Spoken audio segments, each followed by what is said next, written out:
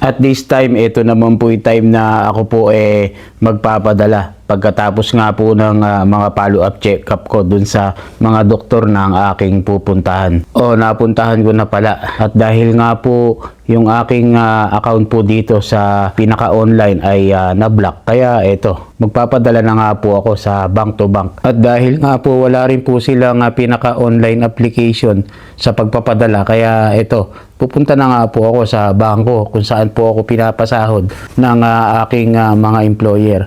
At dito na rin po sa bangko na to kung magpadala po ako once a month. Kaya kung pumunta nga po ako dito sa town once a month lang para po hindi masyadong magastos sa pamasahe. At dahil hindi nga po ako nag-fasting, nung ako po nag-follow up dun sa unang doktor ko, malamang babalik nga po ako after 2 weeks.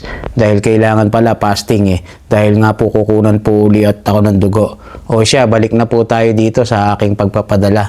At pagkatapos ko nga lang po mag-login sa loob ng pinaka-bangko po, okay na yan, maghihintay na po ako. At habang nahintay po ako natawagan, yung medyo may naipon akong konti na tip, ipapasok ko na rin po sa account ko para ipapadala ko na rin po sa Pilipinas.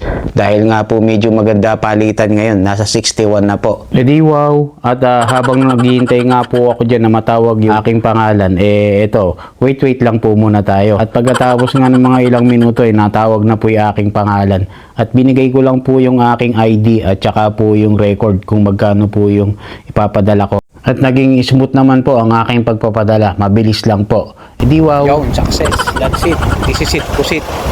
Yun lang. And always remember, God is good all the time. Alright.